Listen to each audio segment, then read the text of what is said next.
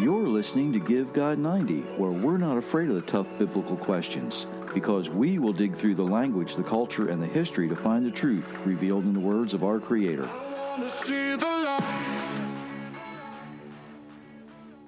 Hello, everyone. Thank you for giving us just a little bit of your most valuable resource, your time. We really do appreciate it. I am being closely monitored and supervised. Yes, he is. Hello, everyone. Thanks for joining us. We are, in all honesty, we're recording this live, or not live. Well, we are live. We are live. But early, because we've got some things going on Monday morning that we need to be available for. So bear with us. If you're new here, please go to GiveGod90.com and check us out there. Also, don't be afraid of those share buttons and like buttons and all the other things that go along to help people find us easier. A lot of you have been doing that, and it really does boost us up in the analytics, makes it easier for people to find us. I see that on Sunday mornings when I get the statistics, and it helps. It really does. Love you guys for it. Don't forget there are books out there available and other good stuff. You know, we don't, how do I want to say that? I don't handle the books. If you want books, please go to your local bookstore and have them order them for you. It helps everybody that way. It keeps the money in the location where you are, and it just makes it easier. And that way I don't have to deal with them. Because if I had to do that too, along with everything else we've got going on, it might be 6 months before you get it, and you don't want that. So, all that said, we're going to look at some things today that I've talked about before and some new stuff. So, let me start by asking you this question. Are you worried or are you concerned about events in the world? I think just about everybody is, right? Do those worries and concerns come from a legitimate source? Or are they from some traditions and some legends that have been over-exaggerated by time? Something to think about, right? You know, the other day I talked about the eclipse, and I said it is a sign, but there are still some people, and I don't know why, but they want to turn it into much more than that for their own financial gain. So we're going to take another look at this for a moment so you can hear it again. But this time we're going to go to Genesis chapter 1, if you want to read that passage. Then God said, "Let there be lights in the expanse of the heavens to separate the day from the night, and let them be for signs and for seasons and for days and for years. And let them be for lights in the expanse of the heavens to give light on the earth." And it was so. So God made the two great lights, the greater light to rule the day, the lesser light to rule the night, and also the stars. And God placed them in the expanse of the heavens to give light on the earth, and to rule the day and the night, and to separate the light from the darkness. And God saw that it was good. And there was evening, and there was morning, a fourth day. Genesis chapter 1, verse 14 through 19. So our Creator put the sun, the moon, and the stars in the sky as a calendar and to give light to the earth. And he said it was good. Imagine that. We're going to dig into that just a little bit.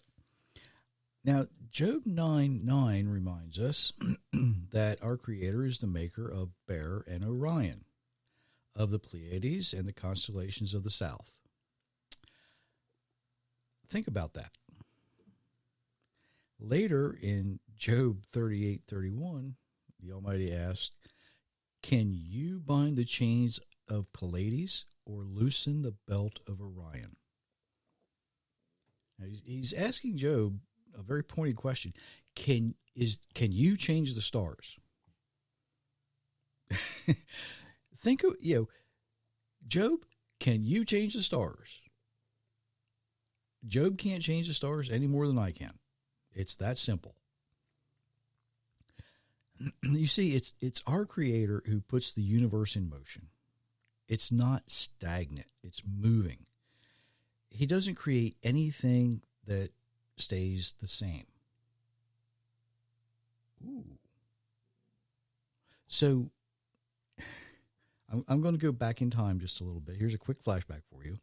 There are people who go to vacation places, national forests, national parks, and that kind of thing, and they see a tree.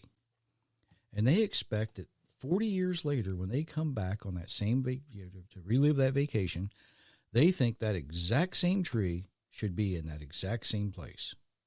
And they're upset when it's not. Creation, by design, moves. Trees mature. People mature, hopefully. Well, men don't, but that's a different story.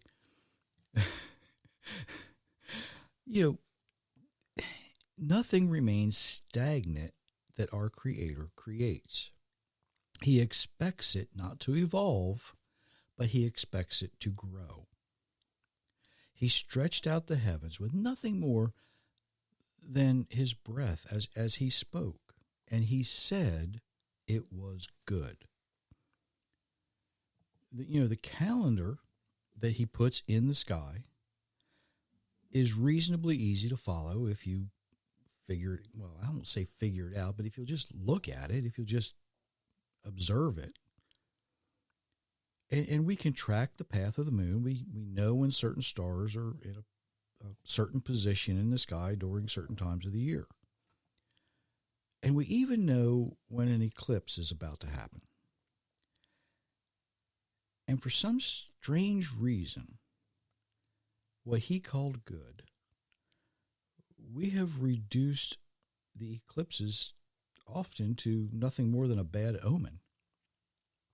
And we've done it because we forgot how to read his calendar. Now, I've said, I don't know how to read it. I don't know the language of the signs that he's put up there. We've forgotten how to read. And it does appear sometimes that bad things happen around the time of an eclipse, such as earthquakes or wars, that kind of thing. But, earthquakes can be attributed to nothing more than gravity, which is by design, right? I remember years ago that the planets all lined up on the same side of the sun. And a lot of so-called scientists, they were predicting that that the gravitational forces would alter the orbits of the planets. It was going to pull the Earth apart, like split it in half. It didn't happen. And it didn't happen because our Creator established these things and said they're good. Yeah, we see increased earthquakes during celestial events. And again, because of gravity. The moon affects our tides. We know that. It's simple. If the moon's in a certain position in correlation to the Earth, the water is pulled towards the moon. It does the same thing with moisture in the ground. I talked about that in the last episode. Well, since creation and since the flood, we now have not just one giant landmass on Earth to deal with, we have several. So as these land masses float on the surface, as the moon and some of these other celestial bodies are in the sky, gravity affects them. What do you think's going to happen? It's not rocket science. If you look at the way creation is designed and you look at the way the universe is designed to work, and then you think, well, we live in a broken, fallen world, what do you expect is going to happen? Of course, when things are in certain places, it's going to affect them differently than they were originally designed to do. That's not rocket science. That's just creation. It's not anything other than what our Creator designed. And he said, oh, you want to, mankind, you want to not follow my instructions? Well, you're going to suffer the consequences. And here's what they are. And he gives a short list in Genesis chapter 3. And then as time progresses, we learn more about what that list involves.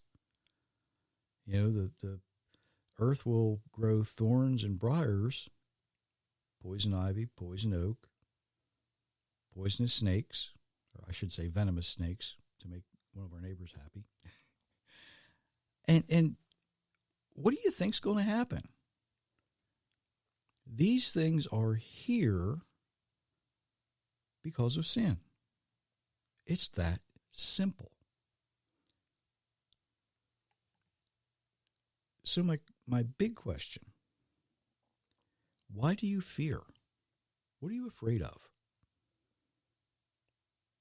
Well, you fear because you've been trained and conditioned to fear.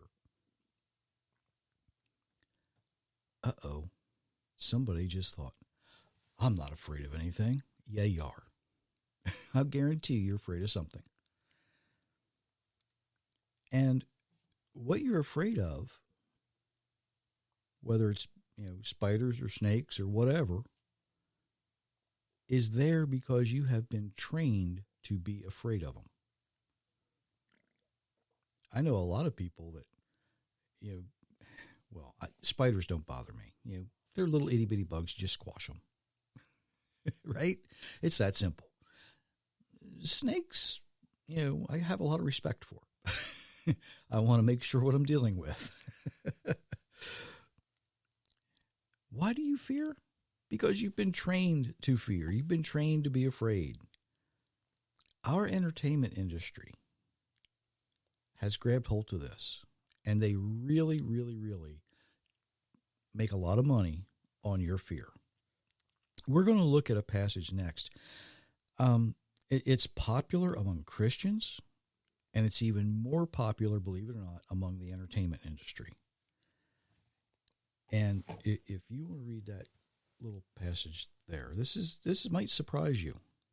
And the second beast required all people, small and great, rich and poor, free and slave, to receive a mark on their right hand or on their forehead, so that no one could buy or sell unless they had the mark, the name of the beast or the number of its name. Here is a call for wisdom. Let the one who has insight calculate the number of the beast, for it is the number of a man, and a number is 666. Revelations chapter 13, verses 16 through 18. Okay. Are you one of the people in the world that cringe when you hear the number 666? Be honest. Does that number say, oh, it's demonic? You know why you cringe? Do you know why you think it's demonic? You've been trained to think it is. You see, our modern entertainment industry they've made a lot of money convincing you to be afraid of that number. How many movies, how many television shows include it? Because it's popular. Why? We know people, and I'm going to go with numbers here for a second. We know people who think that the number 13 is somehow unlucky. And you've heard me say that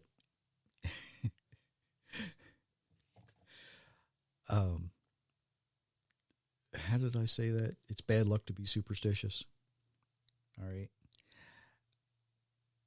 We know people that are afraid of the number 13, and they're so afraid of the number 13, they refuse a baker's dozen because it holds 13 donuts or 13 croissants or whatever it might be. They don't want the freebie because there's 13 of them. Numbers represent a quantity of something. That's what they do. That's all they're used for. When our kids and grandkids were growing up, I used to tell them, math isn't a big deal. There's only two things you get to do with numbers. You get to add them and subtract them. Multiplication and division is adding and subtracting groups of numbers. That's all it is. It's not difficult.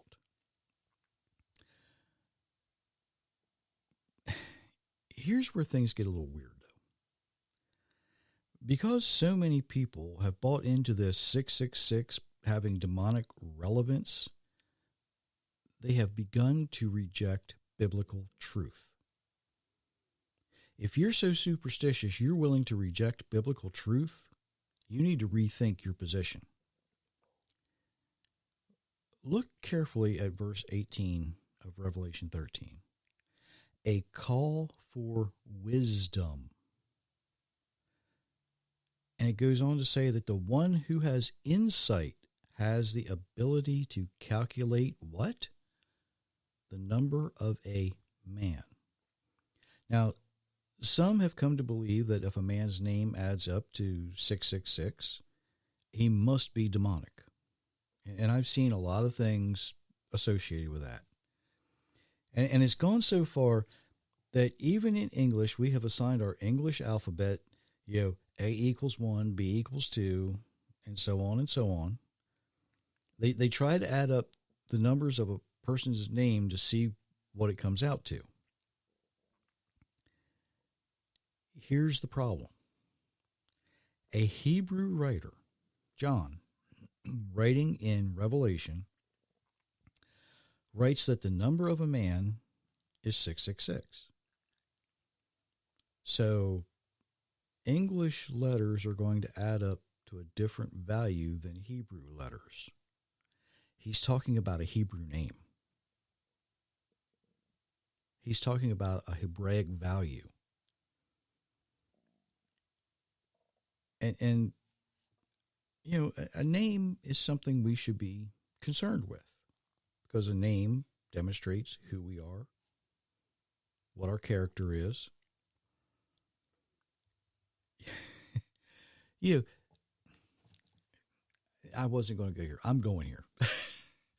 Some people that we know reject a globe-shaped earth because the number 666 is actually part of the angle of degree used in the calculation that surveyors use.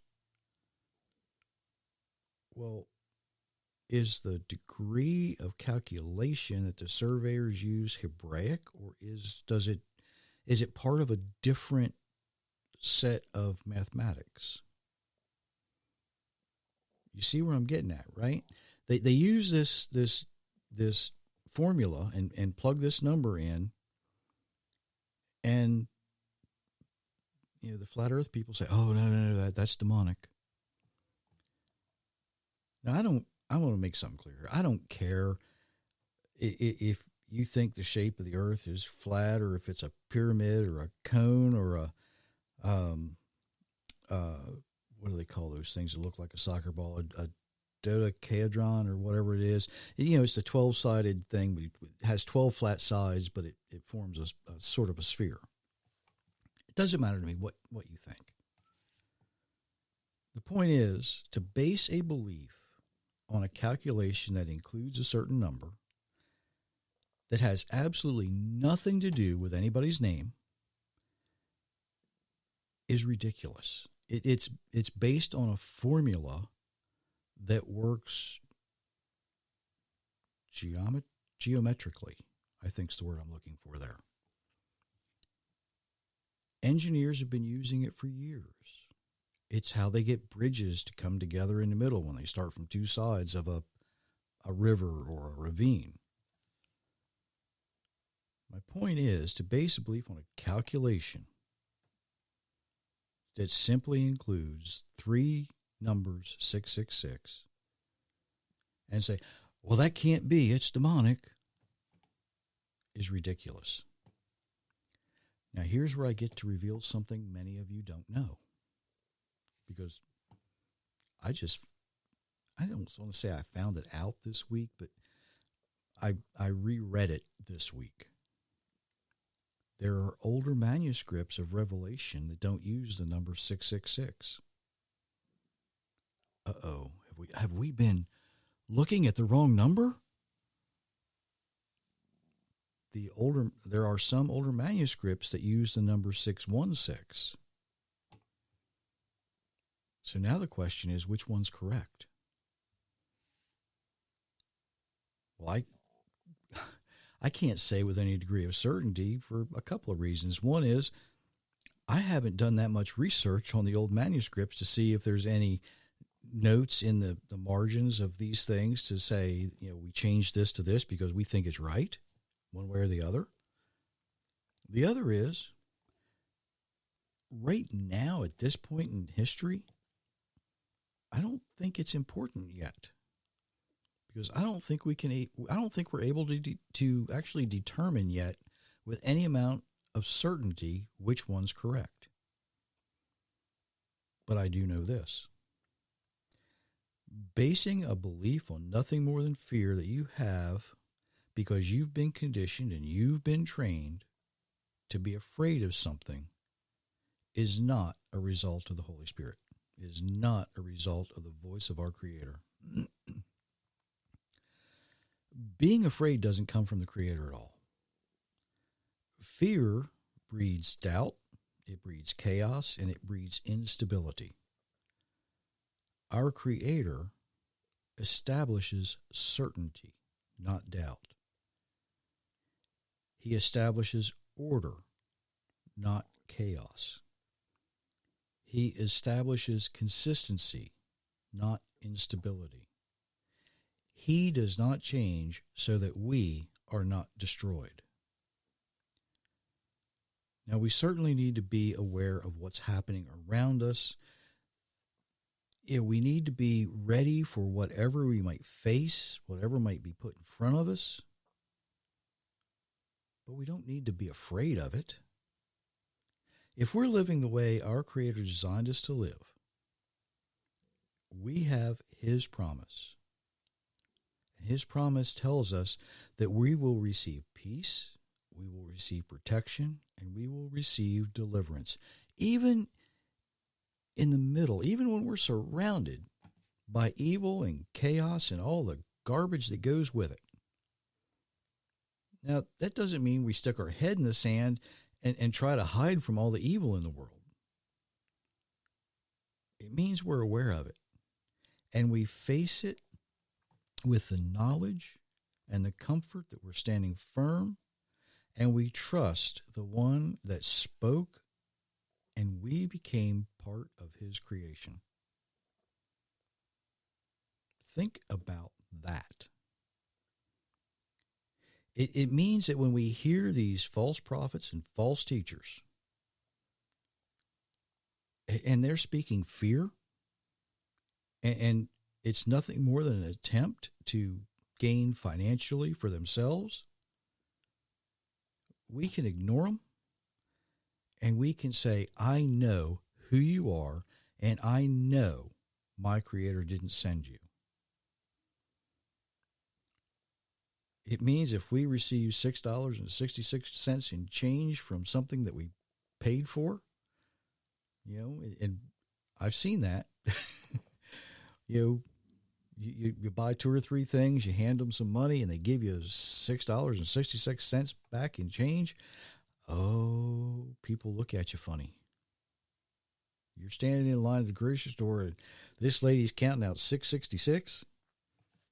People kind of look at you, go, who are you, and why are you here? You don't have to be afraid of that. It's money. not someone's name.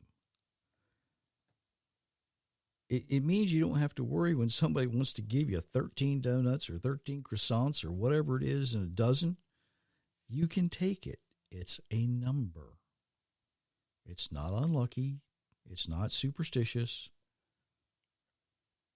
Take the freebie. If somebody really wants to give you one, you need to take it. Why would you be superstitious when somebody wants to bless you with something? That doesn't make a lot of sense to me. You want to give me $13? Give me $13. I don't care. It's $13 I didn't have before. You want to give me $1,300? Even more better. That's terrible English too, isn't it? Oh well.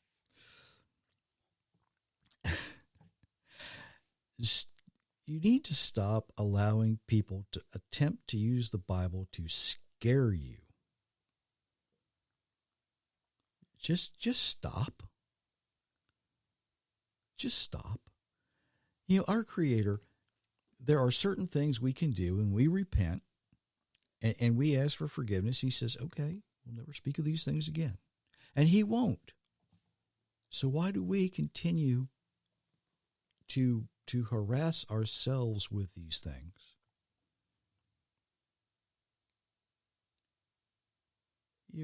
There are a few who remain the remnant. And we have to insist that the people who speak in an attempt to represent our Creator speak only the truth as it comes from our Creator.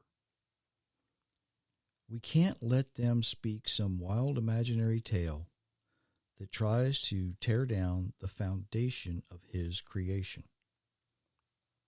When we hear these lies, we need to step up and call them out for what they are. They're nothing more than false prophets. They're nothing else other than trying to create fear in you for their own financial gain. When I put this in my notes a while ago, I didn't realize how good it sounds in my head. Let's put it that way. We cannot introduce the author of truth to anyone if we are going to use lies during that introduction. If you're going to attempt to tell someone about our Creator, you can't introduce our Creator if you're going to lie about Him. If you think that doesn't make sense, look around at the empty church pews in the world today. Look at how many Jewish people have stopped going to synagogue. The empty traditions, the lies we have inherited, create doubt, fear, and chaos among believers. Our Creator has the ability to overcome all of these things and more. And if we want to be the example for others, we need to be the ones who reject the doubt with trust. We need to be displaying courage and order in our lives. And we do that by following the Creator's instructions and living the way that He designed us to live so that we can show others. You don't have to be afraid. You don't have to doubt. You don't have to be affected negatively by all of the garbage that's in the world, by all of the dumb stuff people say. You can trust the Almighty because His word stands on its own merit. You can trust the Almighty because He is the one who speaks and creates. He is the one who decides. He is the one who judges. He is the one who has the ultimate final authority. And when He calls something good, it's good. It's better than we can imagine. So don't worry about the eclipse. Things will happen or not. Don't be superstitious. Don't be afraid. Put your trust in the one who spoke your name. And And until Thursday, Until Thursday. we wish you many, many blessings, everyone.